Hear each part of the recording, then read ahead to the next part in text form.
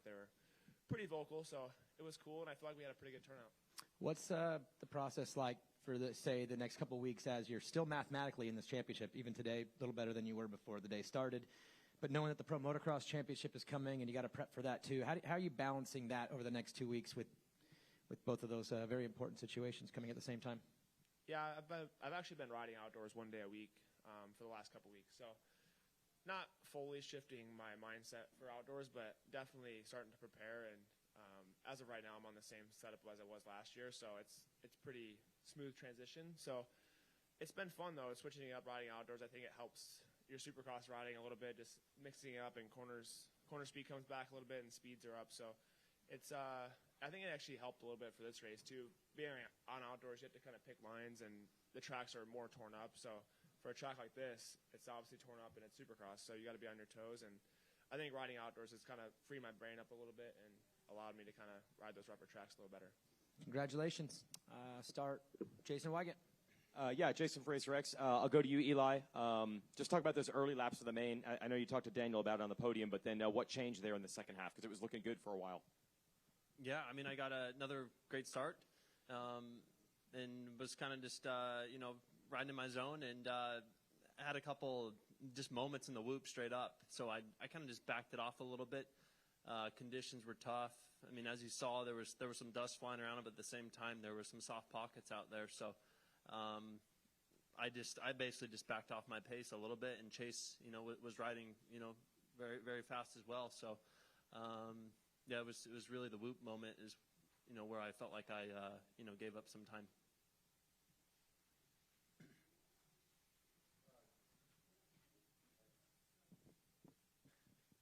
Jamie, Vital MX. Chase, talk about the track conditions. It was really beat up. That Dragon's Back was pretty scary. Whoops looked fairly easy during the daytime, but they really broke down, and just the track was pretty brutal by the end. Yeah, I think it's been kind of the same scenario the last 2 weekends. Last week was hard packed. Obviously, it rained, but it was pretty dry, but also had really soft pockets as well. And today started out pretty.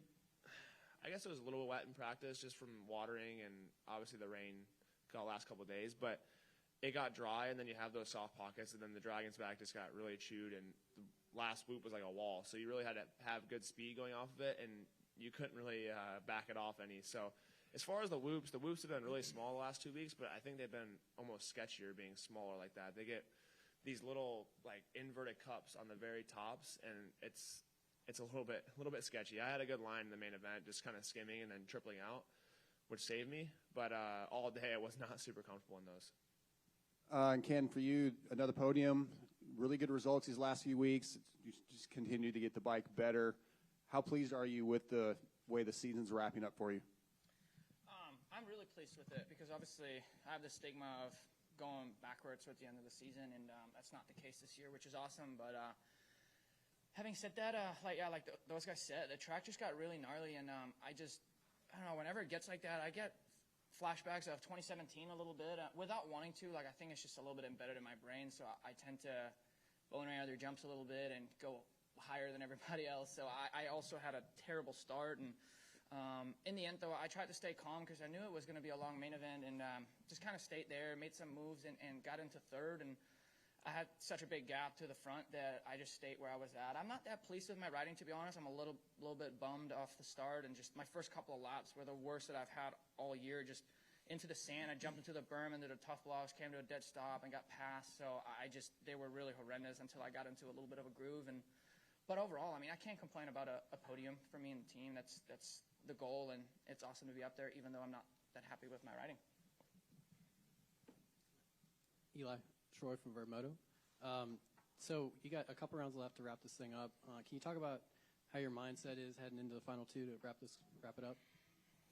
Well, just a repeat of this weekend would be just fine. So, but I know like anything can happen. So we only have two left, but just got to take it weekend by weekend and not think of the last round yet, really. So keep getting good starts and doing our thing.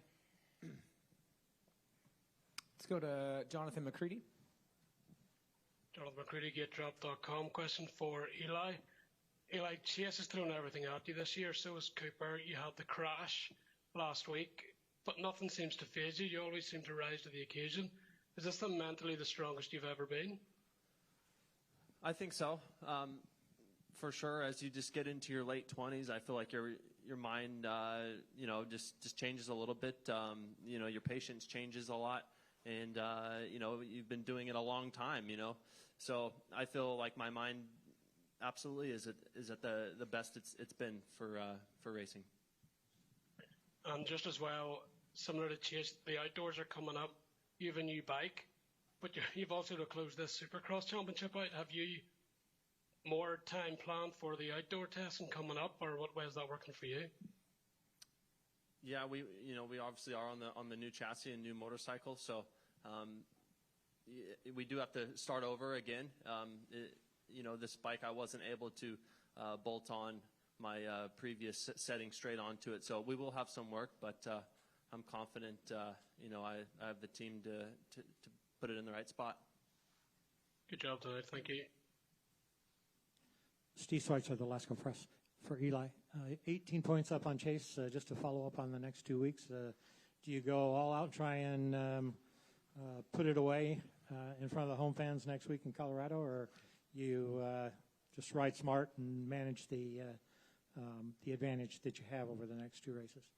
Yeah, I have to do what I can to manage, and not take unnecessary risk. And I guess at this point, my goal would be podiums. Yep. Ryan Knightson, Cycle News. Thanks, Daniel. Yeah, similar question, but for Chase. Chase, you're now second in the points. What's your mindset with 2 rounds remaining? Yeah, I mean, my mindset stays the same. Like Eli said, a lot of things can happen. Obviously, he's got a big points gap. And now that Cooper didn't race tonight, moved me up into second. So still just want to go out there and put my best foot forward and try and win these last few races is the goal. And, we'll see what happens. My riding's been good, and I'm pretty stoked on how I'm riding these rougher tracks towards the end of the year. It's been a struggle, I guess, the middle part of the season just with making mistakes, and I feel like I've been just riding a lot better, I guess, towards the later half of the motos. So just stoked on that, and like I said, put my best foot forward and just try and win these last few races. Ben Bridges, Motocross Action. Congratulations, Eli and Kenny. My question, comment for Sexton. You just won round number 740 in the history of Supercross. You have 5 wins on a Honda, which ties you with Trey Kennard. 42 starts, 22 podiums, and 32 top 5, and you're carrying a lot of momentum to the last 2 rounds. You're going to go out fighting. Yeah. 5 wins is not a lot compared to these 2 next to me, so I just got to, like I said, try and win these last few races and, I guess just keep trying to rack up wins. Dan Beaver, NBC Sports.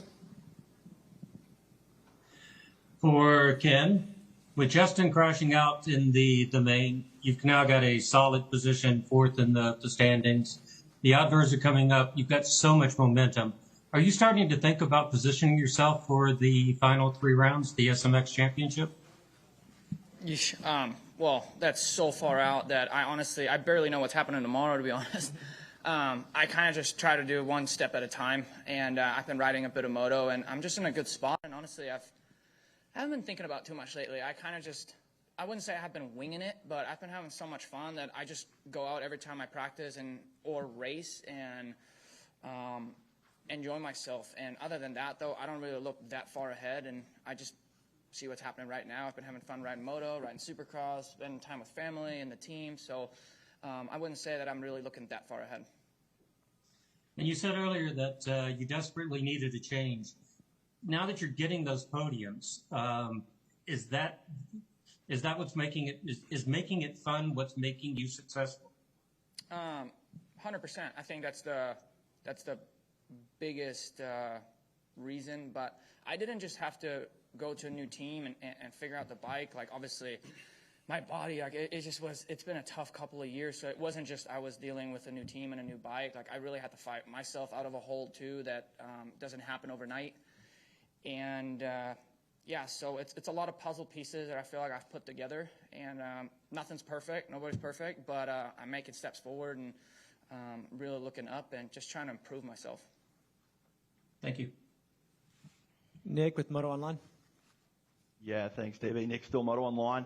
This will be quickly for all three of you, starting with Eli. When we have a race like today, we lose riders, we see that go down. Does that affect you guys watching that? And does it creep into your mind a little bit, thinking, okay, today might be the day, let's just turn it down? Or just give me some of your thoughts on races like this where we lose so many guys in one go. Yeah, I mean, I just say it's that's the condition that we had today, because it started out soft from the rain, and then it dried out really fast, and when you get those soft pockets with dry dirt, it just becomes an unpredictable surface. And after the 250 main, I was like, I hope they groom that dragon back, because they were like, it was like staring at a curb when we were walking by there. And they end up grooming the dragon back, but it's still I think bit 2 or 3 guys. So that's just the track that we had today. It's just tough when the dirt goes from that soft to dry so quickly. Yeah, I mean, it's tough losing guys, especially this late in the series. It's seeing that, I guess, just makes it really, you have to be on your game on tracks like that. You can't be not confident. You got to be on point. So that's just kind of makes it more of a prize to be focused, and that's kind of how I try and look at it. You want to look at the positives and not the negatives, and try and go out there with the best mindset you can possibly have. I also think towards the later stage of the career, it sucks when you see that, and you just think about it a little bit differently. Back in the day, it would never faze me, and I wouldn't look at it and just basically go balls to the wall. But I kind of pick with the type of track like that, I kind of pick my battles a little bit, and then look at a couple of sections that I feel like that are the sketchiest, and I kind of plan ahead a little bit for those areas, and just brace a little bit more, and really be on top of my game. I think that's the only way to kind of eliminate. It can still bite you. It happens to all of us. But I think that the tough part is with tracks like that, how we start off soft and then it get hard pack, where Indianapolis, for example, it was consistent all the way through top layer to bottom layer. It was the same consistency, where here we start off a pretty solid ground, and then where our suspension compresses, it becomes a gully, kind of a softer gully, and you get the hard knuckles on top of the jump. So it just catches you off guard and kicks you in the butt a lot. So it's a tough one out there, that's for sure. Thank you, guys. Cheers. Luis with the FIM Latin America. Hello, guys. How are you? This question is for Chase Sexton. Chase, how do you feel your mind entering the motocross championship? And how do you feel comparing Supercross with motocross? Do you feel more comfortable in motocross? Yeah, I mean, I'm definitely excited. I had a good outdoor series last year, and the confidence is just higher now. But as far as Supercross, I'm definitely getting more and more confident. And like I said, it's been a learning curve, but slowly but surely we're getting better and getting where we need to be. So as far as outdoors, I rode it 2 weeks ago, and I felt like a fish out of water. And then on Tuesday, I had a really good day of doing 2 motos, and I got my confidence back. It didn't take too long, but it was fun riding outdoors. Like I said, in Florida, it's sandy, and you come back to the house and you're just covered in sand. So it's fun, and looking forward to a good summer. Excellent. Thank you, Chase. Jamie, Vital Next. One more for you, Chase. Just with the points where they are and 2 to go, do you find it difficult to find the motivation to struggle or to push past any limits?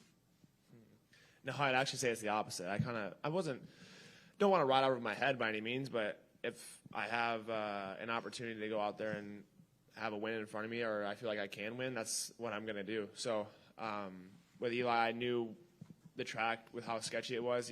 I didn't feel like he was going to push over where he knew if I was going to push him, he wasn't going to really fight back. So I just wanted to go out there, and I started kind of just clicking off my laps, and like I said, I had a really good flow, and I didn't feel sketchy at all. So I was able to kind of push and be comfortable with a gnarly track. And so for me, I think it's the opposite. I'm pretty offensive on the mentality side right now, and that's the kind of the position I am in. I'm not in his where he has 18 points to play with, so I kind of have to go out there and just give it all I have.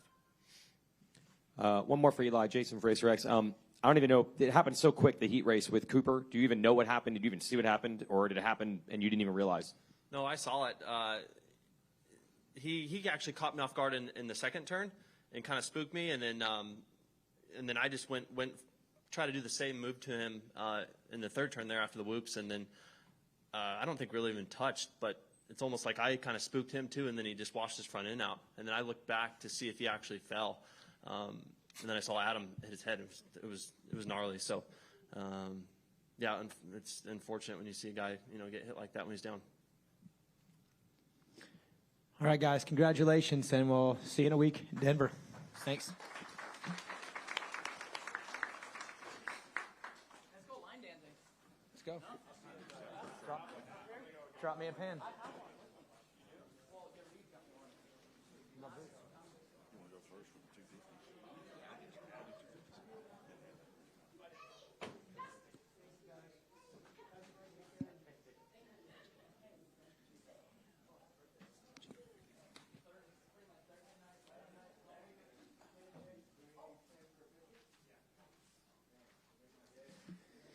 Jordan, Joe, come on up.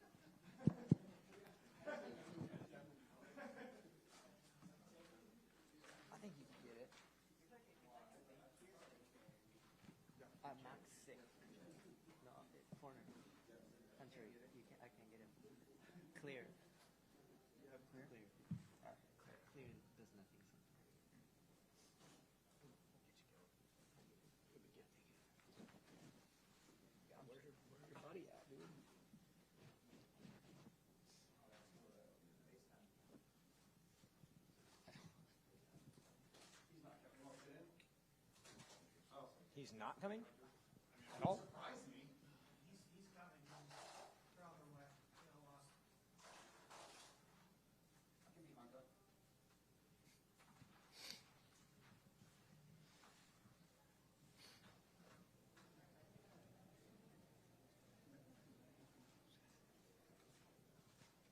What airline is it? American. So my Delta flight tonight canceled, so I booked another one. And now you got to make it.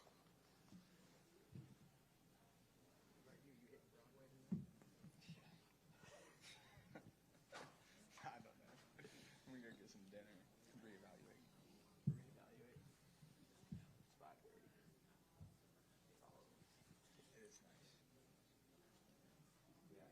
Honestly, I would not mind the day races if the track was better.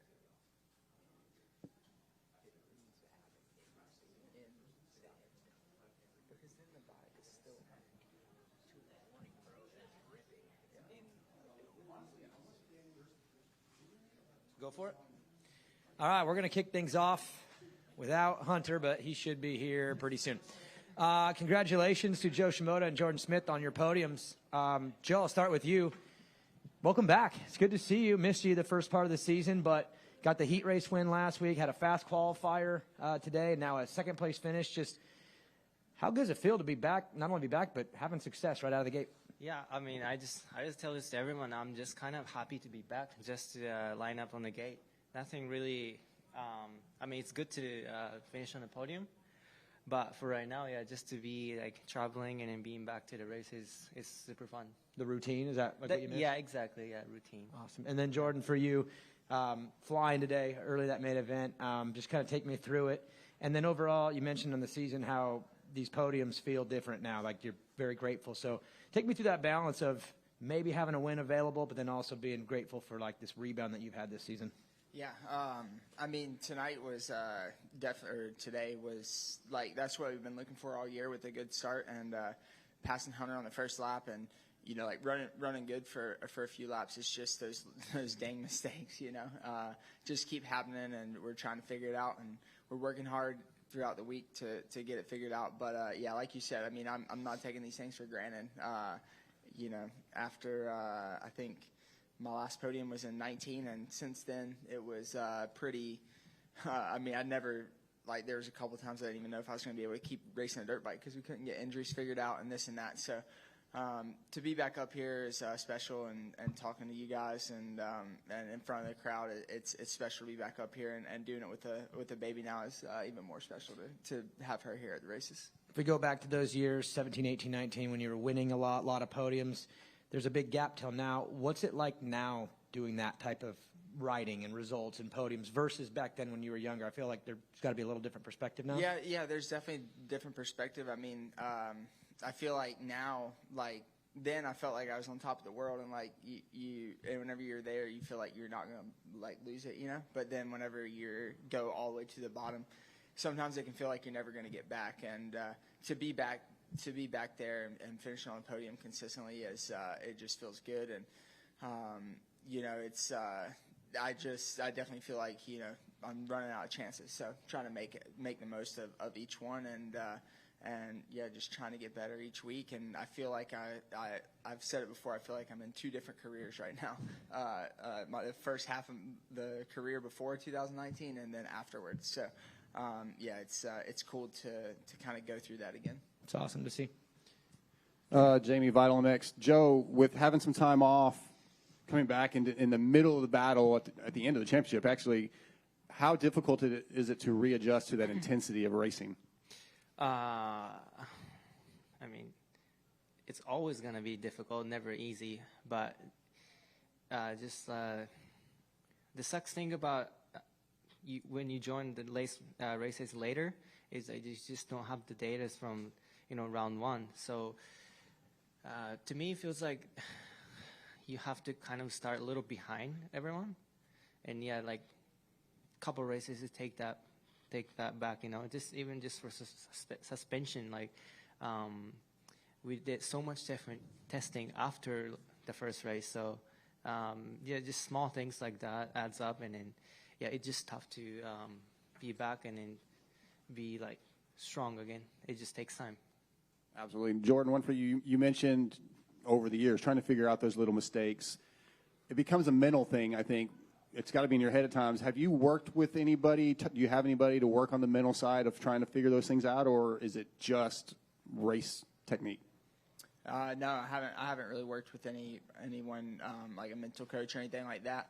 Yeah, it's just been in 17, 18, I barely ever crashed throughout those 2 years. So yeah, it's just been a lot of it over the past few years. So I wouldn't necessarily say this year, but a lot of it was lack of seat time, just trying to show up to the race and race with the best guys in the world and not play or not racing. It's like playing golf and you don't play but twice a year and you're think you're going to be able to show up and play with the PGA Tour guys. It just doesn't work, except whenever instead of hitting a ball out of balance, we go crashing over a jump and you're hurt again, So it's I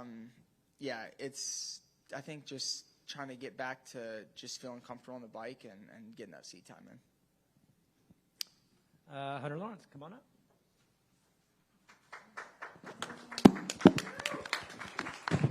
Congrats. Thanks, boys. Hunter, congratulations. You busy? You had something to do? Yeah, sorry. Little situation at the truck. Congratulations. Again, man, we've documented over the last few weeks your story and the struggles you went through. And It's got to be cool for you to be here right now. You said on the podium that you didn't think this was possible. You know, couldn't even dream it. Was that true? Did you really not think this was possible? Or because a lot of kids grow up and think, I can get there. But was that hard for you to realize at all points until now? Or yeah, just kind of take me through that. Yeah, I mean, I said that as a kid growing up, I can't say I dreamed of it as a kid because it was something I just watched on TV when you're a kid, especially in Australia. The sport's not that big there. You know, you kind of don't realize that you could have a career doing this, and you're like, you know, like dad works and you're just going to get a normal job. That's kind of how life is. So it's only really, you know, since I left Australia to Europe that I was like, oh man, I'd love to do this one day or achieve it. But yeah, as a kid growing up, it was never like, oh dude, I want to be an AMA Supercross champion. It was just like the guys you'd watch on TV, get friends over on a Saturday night. It was just like so far away. So yeah, it's crazy. Last question from me.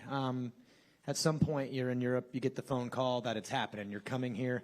Do you remember that day, what it was like, and just what maybe the emotions were like, realizing that a new chapter was about to begin and that it would maybe possibly lead to this? Yeah, it was.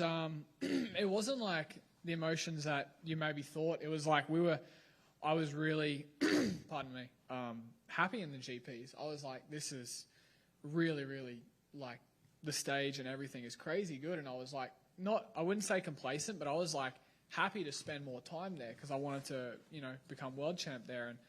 And then when we got it, it was kind of like, yeah, we need to stay one more year. We stayed longer than, you know, we signed a year before we left. And it was just like kind of, you know, when you think you're not ready to jump, you know, jump, because I just feel like it always seems to end out to work, whether it's business, life, staff, or sport. You know, when you don't feel 100% ready to jump into something, I think that's the perfect time to do it. Awesome. Congratulations. Jason? Yeah, just repeat the story you told me yesterday. You had some injuries, didn't even get into Supercross, thought you were a healthy 2020 outdoor opener about an hour from here at Loretta's, and then you thought that might be the end. So just tell me that story again. Yeah, Wes actually pointed out, he goes, it's funny, dude, Tennessee, like Loretta's, I completely forgot it was even in Tennessee. And yeah, 2020, I was done. It was Cynthia, my dad, and Johnny in the bunk of the Geico truck, and just dislocated my shoulder for the second time. Need a fourth surgery within 7 months, and I was like done. You know, every time you get injured, you work so hard, you do extra to get back to where you believe and where you feel you should be, and then to just over and over again get knocked down with injuries, times not even crashing. You know, I was in such a bad spot, and it was like I'm done. We'll just support Jet. You know, he's got what it takes, and we'll just support Jet. And it was probably 2 or 3 days after that, and I was like, no, okay, I'm gonna come back and I'm gonna keep doing this. So yeah, a little bittersweet. You know, this Tennessee, Nashville, not far from here, was a place that almost broke me, and now today I win my first championship. So it's cool. Let's go with Jonathan McCready. Jonathan McCready, Gate Drop. Congratulations, Hunter. Seems like a long time from watching in the CLS Kawasaki and AMX 250 to get to where you are now, a 250 champ. Does this feel like the culmination of that journey, or does this feel like the beginning of you collecting championships? I'd like to say both. You know, obviously I've been the guinea pig, a guinea pig of the, you know, Jet Night through Europe and stuff, and to getting to here. So it's yeah, I'd like to think it's the start of a great career. But yeah, absolutely. Like, you know, you can't help but think of all the sacrifice and everything we went through in Europe. Like, it sucked, but there was, you know, core people that stuck by us. And then, you know, obviously our circle and crew here. I think that's what makes it so special for everyone, because it's like I was the kind of crash test dummy to come through and learn. So I had a lot of ups and downs, and they were all there. You know, the same crew of people we have with us now as the ones when we were, you know, at rock bottom. So I think that's just makes it so much more sweeter for everyone. And can you talk a little about Harry Everts? You worked with him with Suzuki. You and Jed and Prado and Stefan have such technically perfect styles. Prado's leading MXGP. You and Jed are leading your series. What did you learn from Harry, and what makes him such a good coach, or is it from the mental side? Because it looks like he's very big on technical skill and consistency, and maybe that's a slight contrast to how young American riders grew up, where it's all just speed. Yeah, the Suzuki times in Europe, man, I miss them so much. Like with Jeremy, obviously, and Harry and Stefan and little Liam. You know, obviously he's racing MX2 now. He just got his first podium in Arco. That was crazy. And dude, those are the years of my life that, you know, you have certain years and milestones in your life that you just never forget, and you can't ever really recreate. And that year of Suzuki was one of them. Like, it was awesome, you know, working with them. I miss those days, you know, cold winter days. It's 0 degrees out. It's mizzling rain, and we're riding a rough, rutted sand track. And no, it's cool. We got to catch up with Harry at Redbud last year, Motocross of Nations, and it was awesome because it's like, you know, same thing for him to see where Jet and I are now from when we were there, and obviously with Jorge and Liam now, you know, he's a factory KTM Red Bull guy. Like, he was on just got off a 65 when I was on Suzuki with him. Thank you. Congratulations again. Ben Bridges Motocross Action. Hunter Lawrence, what an incredible day. You become the 61st different champion in the 250 class in 39 seasons. You just gave Honda their 150th win and their 14th East title, their 19th overall title, and you and Chase Sexton just had Honda's third sweep of the season. How can you wrap all this up with what you've accomplished today? You just pretty much wrapped it up. Like, yeah, you did a good job. There's nothing really I can add. I mean, that's what happened. So, yeah, you're telling me. Nick, Moto Online. Yeah, thanks, DB. Nick, still Moto Online. Congratulations, Hunter. Couple questions for you real quickly. Just sort of elaborating on what Jason Wygant was just going into. Was that the closest point of your career of walking away from it, and the closest it was? And then secondly, just talk about the Gibson collaboration, how that come about, and sort of what it means to you as well on such a special day.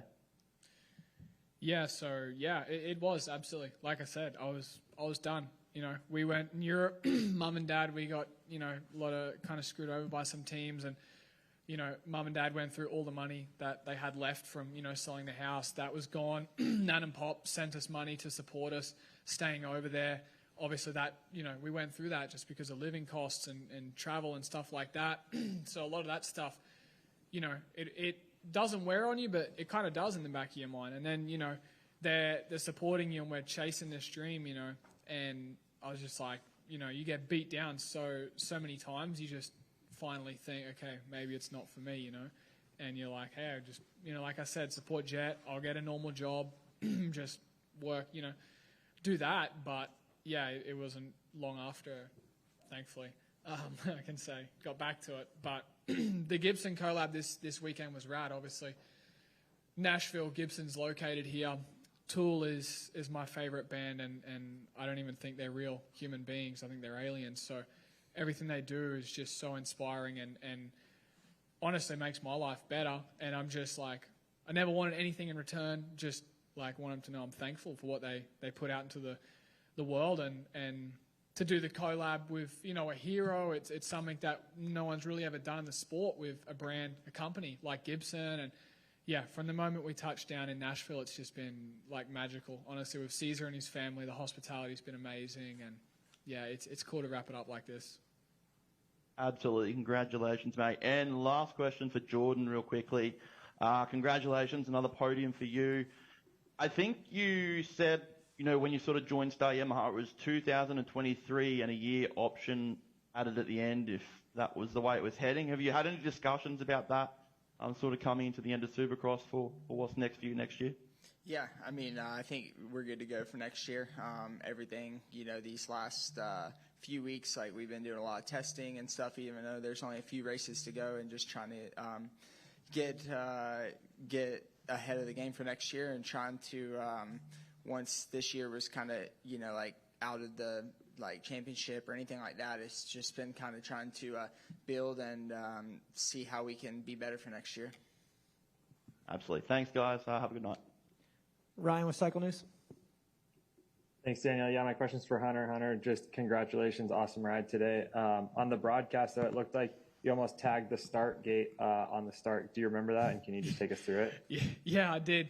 Went back right to the first qualifying session or second qualifying session. They dropped the gate so fast. So heat race and the main, I was like, normally I'm not like ready to go as soon as the 5 boards turn, but yeah, for the main I was, and it's tough when you're like concentrating at one small bar for like the full 5 seconds. You get like antsy, and you're like, did it move? And I was surprised my start was as good as it was with jumping at it that hard. Me too.